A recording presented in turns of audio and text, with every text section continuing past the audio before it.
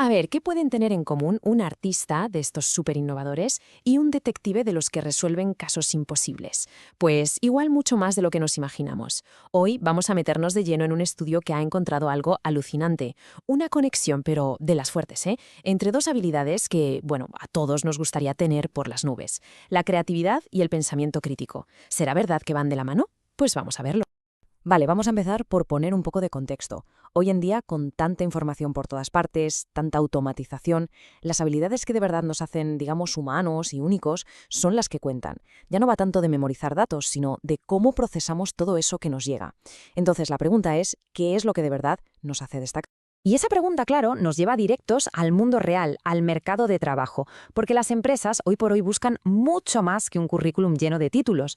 Hay un par de esas llamadas habilidades blandas, que de blandas no tienen nada, son súper potentes, y están siempre, pero siempre, en el top de lo que piden los reclutadores.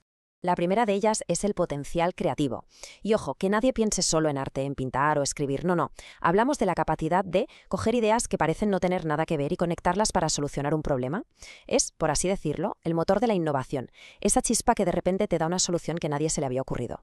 Y la segunda es el pensamiento crítico.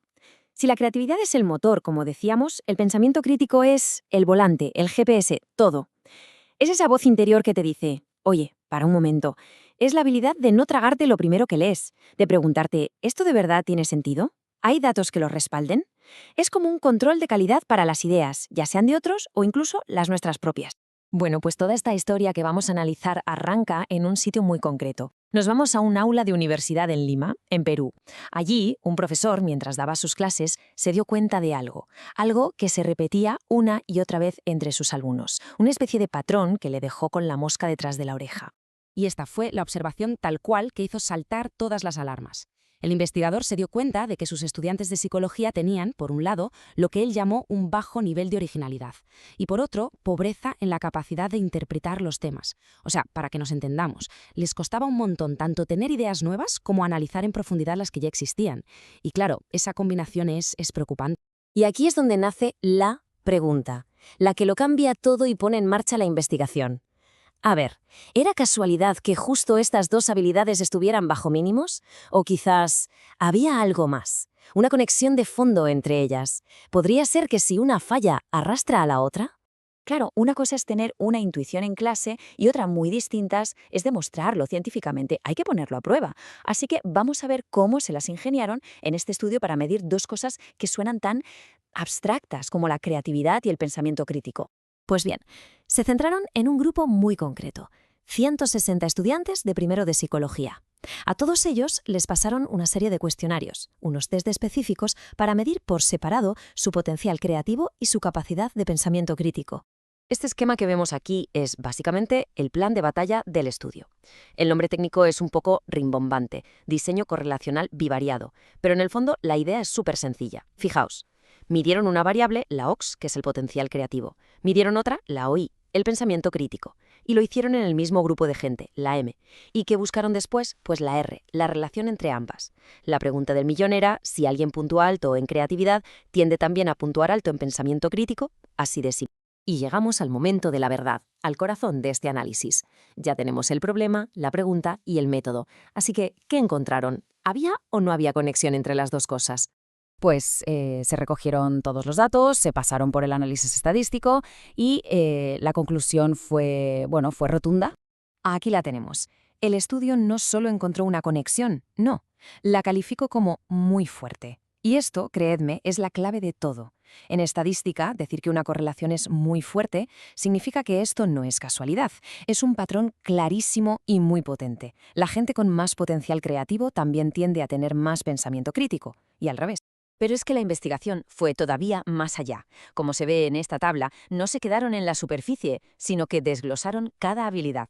Para el potencial creativo, por ejemplo, miraron la motivación y la conducta creativa.